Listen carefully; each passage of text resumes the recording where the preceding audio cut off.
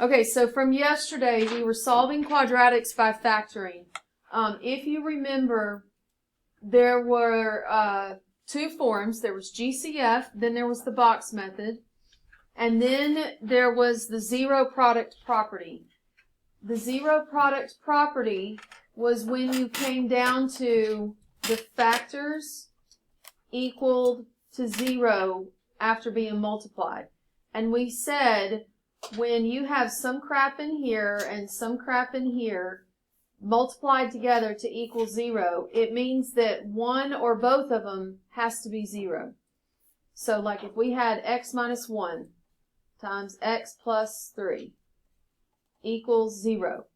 It's multiplying together. Doesn't matter what's in here. You have two things multiplying together to get 0. Okay, well then this has to be 0. Or this has to be 0. And I have no way of knowing which one it is, so I'm just going to set both equal to 0 and solve. So right here, I would add 1 to the other side. There's that solution.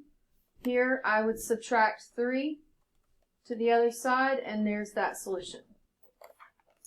This is called factored form. And when it's already in factored form, it's a lot easier to finish the problem. You see how quickly I just set each factor equal to 0 and solve. Yesterday, what I thought you already remembered was, I thought you already remembered that, and I thought you remembered how to do the box method. And that's probably why some of you are sitting here with only number 1 done on that paper from yesterday. This is the final step in solving. This is the last step. The whole box method thing is up here. It's the very first part that you do. The whole A times C, do the X gain, do the box method. That's all this step up here. So what I want to do with this sheet, notice number 1, is this already in factored form. Do you see parentheses? Yes. It's already in factored form. Notice that we have something times something equaling 0. So this is already in factored form. Let me see if I can zoom in on this more. Does that say 150? I can't either. Nope, that wasn't right. There we go. 200 maybe. Okay, so this is already in factored form. What I'd like you to do on your paper, I want you to draw an arrow to that, and I want you to make a note. This is already in factored form. When something's already in factored form, it's a lot easier to solve. We're going to solve it by using the zero product property. And I want you to write that right here. Zero product property. That's the whole something times something equals 0. Is that an alarm? Okay. So let's pull them out and set them equal to 0. So I'm going to pull this out, set it equal to 0, and I'm going to pull this out and set it equal to 0. And now I'm going to solve them. Now this one's already done. There's nothing to do here. So I'm going to box that in. That's a solution. What about here? I need x by itself. Think of your inverse operations. The -1 would disappear by doing what to it? Adding 1, and then over here you would add 1 and you'd get what? X equals 1. If you need to show your work, like underneath, then do that, please. There's nothing wrong with that. In fact, more people will find that your grade, like your understanding goes up if you show your work. All right, so we got 0 and 1. That was a much shorter problem because it was already in factored form. How do we let that out? Do we just keep it in the No, you're done. Yeah, you're done. Let's see. Okay, I see what you're saying. You could say also that it's the set of solutions 0 and 1. This is another way to write it. This is the solution set. That's another way to write it. You do not have to write both. I personally just circle them and leave it. That's what you need to do first. on the solution set, right? Right. That's what, like you taught us the first time we did this. Yeah, Just put it in that. you can. Just remember, don't put parentheses, because then it's going to look like a coordinate point. The squigglies let you know it's a solution, that it's a set. All right. Go to number 2. Notice it's already in factored form. I want you to finish it, solve it.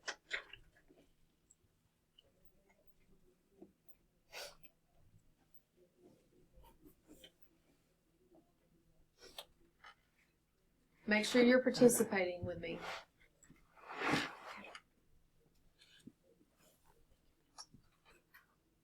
Help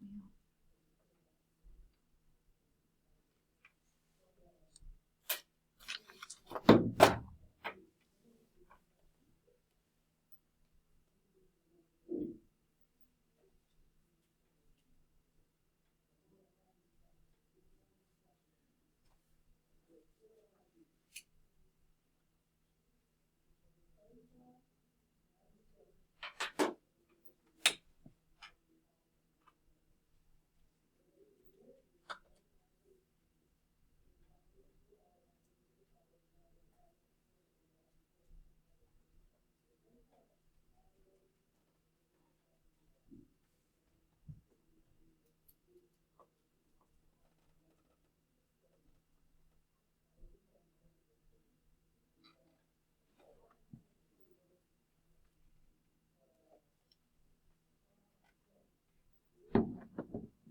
out. Okay. As you're solving it, you are going to get fractions here. It's okay. Fractions are our friends. I don't know who. You just leave it. You just leave it. That's the beauty of a fraction. Like, you just move it over by division and it goes in the denominator. So I've got something times something equals 0, which means to solve this, I'm going to pull out each factor, set it equal to 0, and solve. So over here, first I need to, just like over here, I had to move the plus or minus part to the other side. How do I move the 4? The negative 4. Plus 4. So this is going to disappear, and on the right, you're going to end up with 0 plus 4, right? What's left on the left side? 3x. Now, 3 is multiplied with the x. I need to move it by division. So show your work. And then there's your answer. I see it right here. Now, I'm not going to box that in because that's crowded. I'm just going to come over here and write x equals 4/3.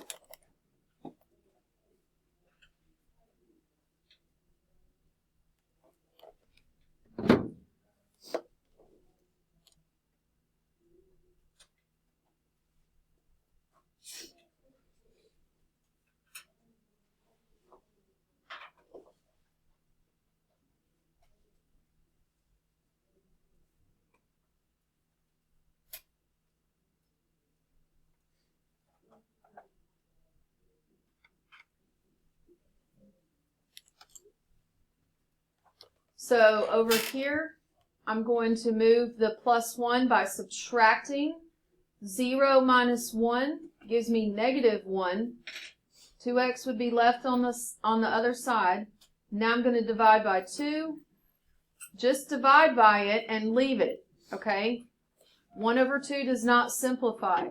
So I'm going to come over here and say that I've got negative 1/2. And then now I'm going to box those in.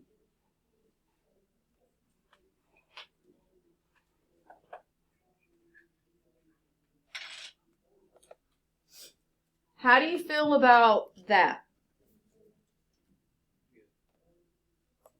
Perfect.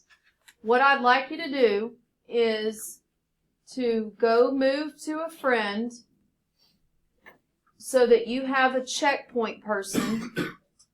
Checkpoint, not person to divide and conquer the work and copy, right? Checkpoint. You're going to get 10 minutes to get through number 7, okay? So you're going to do 3, 4, 5, 6, and 7, and check your answers with your partner, and then we're going to come back together. Okay, so you should, I walked around and checked the majority of you. I think there might be 2 people I didn't see, but I know you worked in a group with people that got the answers right. So I'm assuming you collaborated. I hope you are talking to your neighbors, checking your answers. That's not cheating, okay? Looking at someone and saying, hey, okay, I've done the work, you've done the work, let's compare answers. That's not cheating. Cheating is when you've not done any thinking at all. And you're just copying, okay? That's cheating. So I want you to be comfortable going to people and saying, I've already done the problem, or I've tried it. Can we compare answers? Okay, that's not cheating. Now, you should have noticed that every time it was a factor like this, when it's a number x, it's a single term with a number multiplied with the x, what solution ended up coming out of that every time? Look at your paper. You should see a pattern. Every time the factor was just this one term, what solution ended up coming out of it? 0. You know why? What's the only way to multiply 2 things together and get 0? 0. As if 0's in there. And clearly one of the numbers is 2. So you should have noticed that every time. Now, when it was parentheses, binomial terms, you had to actually set it equal to 0 and solve it. Most of the time, it was a one-step equation. Like the solution here that comes out of it's -8. But the solution here, you had to set it equal to 0 and work the 2-step equation. Can't do anything with the x yet because this -5 is here. -5 goes to the other side by addition, and then I divide by the 8, and I end up with just 5 over 8. That won't simplify, so I'll leave it as is. Coming down to number, we're going to skip around. We're going to go back to 8 in a second. I want you to come down to number 9. Number 9 has how many terms? 2. Remember, terms are separated by plus and minus signs. There's 2 terms here. Do you notice a GCF? Do you notice a GCF? Yeah, they both have an X in common. So we're going to factor an X to the front. And we're going to write what's left over. This is our GCF that they had in common. Now we need to write what's left over. If I took x squared and I divided by x, what's left? X. If I took -7x, I want you to visualize. Divide by x underneath. What would be left? -7. Now what you've just done is you've taken this binomial and you've rewritten it into what's called factored form, which means now you can finish the problem, just like you did 1, 3, 5, and 7. So set each term equal to 0 and solve for number 9. Set each term equal to 0 and solve if you have not done that yet.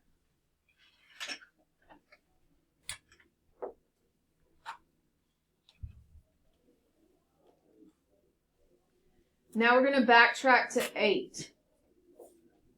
8, 10, 11, 12, and 14 are all similar problems.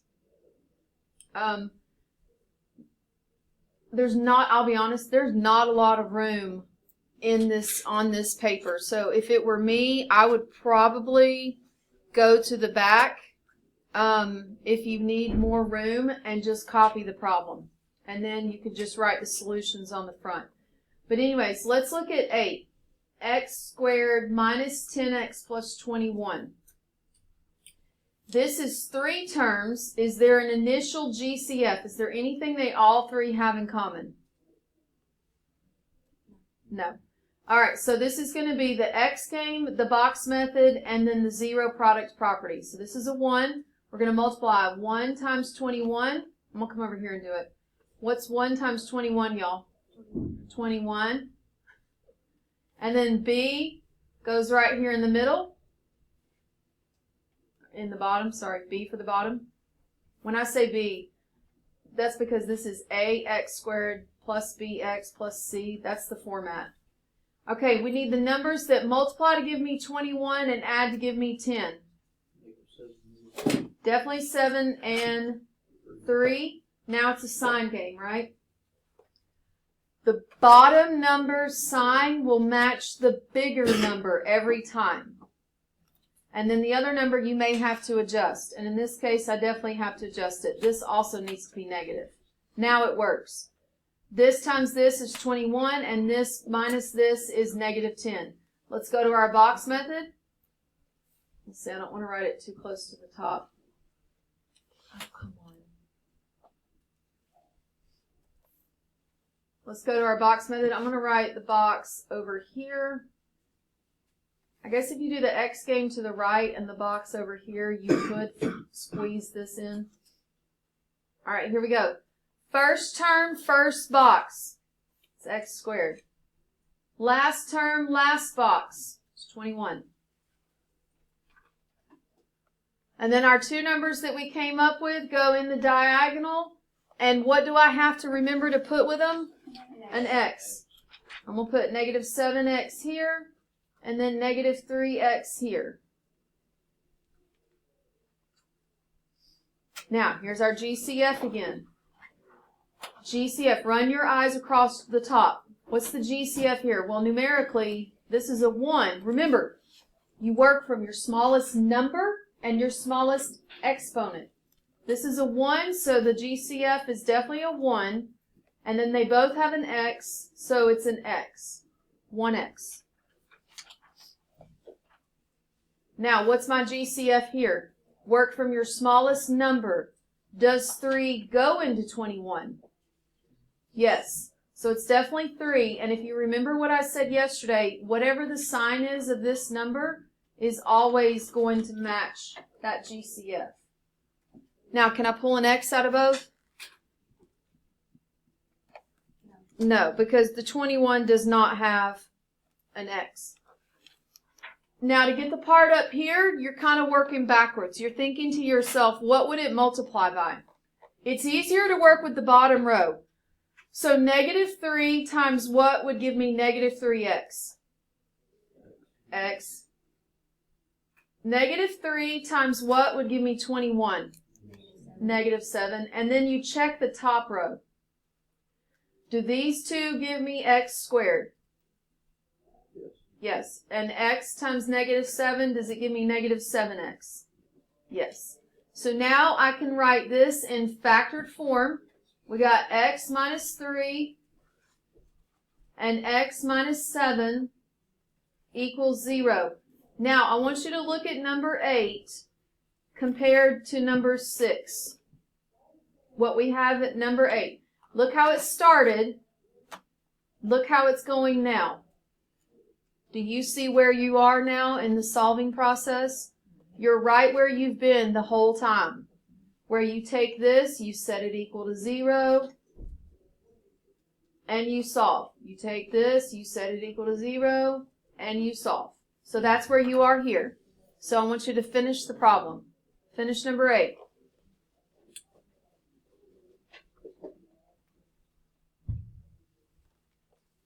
Not a lot of solving, right? Because there's just it's a 1x. So what solution did you get out of this one? X equals 3. What solution out of this one? Nice. Now, would you believe me if I said that this is the same thing we did yesterday? It's just now you've had a better refresher. I'm sure it feels a lot easier, but that's the exact same thing we did yesterday. Now, can anyone tell me what's different in number 10? Squared. Do you notice it says x squared, but then how many terms are there? 2. There's only 2. So what's missing? Bx. Bx right here is missing. So we're going to rewrite this. We're going to say, hey, this is actually 25x squared plus 0x minus 16. By the way, when bx is missing and you replace it with a 0, that's your clue this is a perfect square. This is going to be one of the perfect square problems, which means the number is going to be massive possibly, but it's a you just square root it and then it's the same number. So here we go. 25. I can't draw my arc without going right through that. That's going to drive me nuts. No. Can I go under? It's like, I'm just going to draw it. I'm just going to cut right through. All right, 25 times 16. If I had 16 quarters, 400? Negative 400. All right, I'm going to come over here. Negative 400. Now, big number. That's your clue. Also, the 0x is your clue. This was a perfect square. I want you to go to your calculator and take the square root of 400. You might have enough number sense to be able to tell me what it is. Because you know what's the square root of 4? 2. Well, there's 2 zeros, so what is it? 20. All right, so it's got to add to 0, which means it's the same number with different signs, right? That's your clue. This is a perfect square. While it starts out like a more challenging problem, it actually ends up being not as bad because it's the same number. We're going to finish the problem like normal. Let's draw our our box.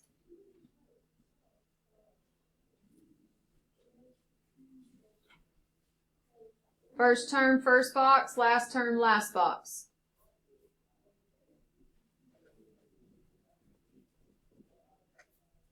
And then we got 20x.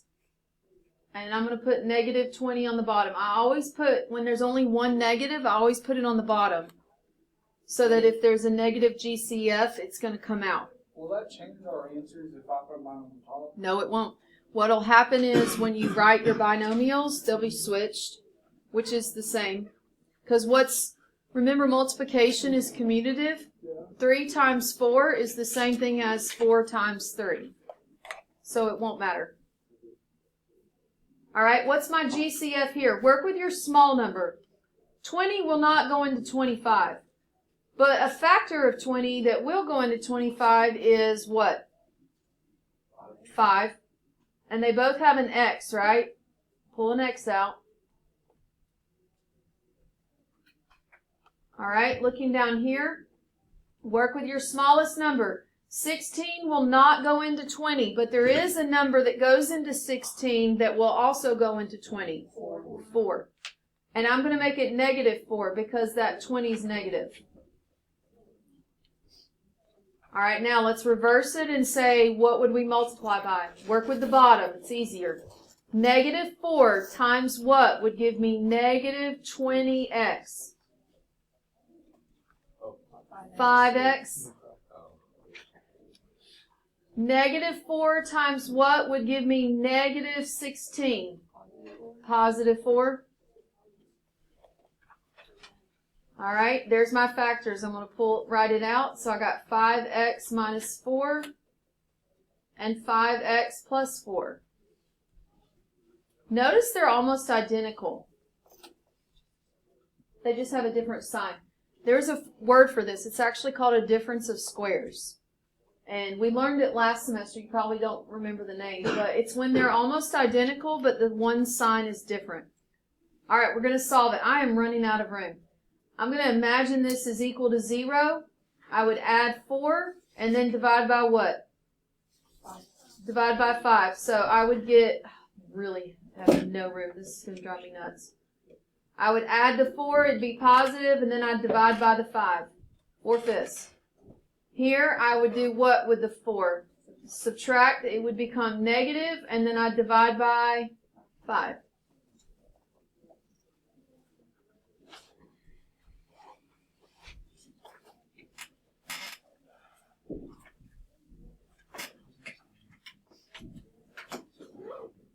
I hope pumping the brakes and do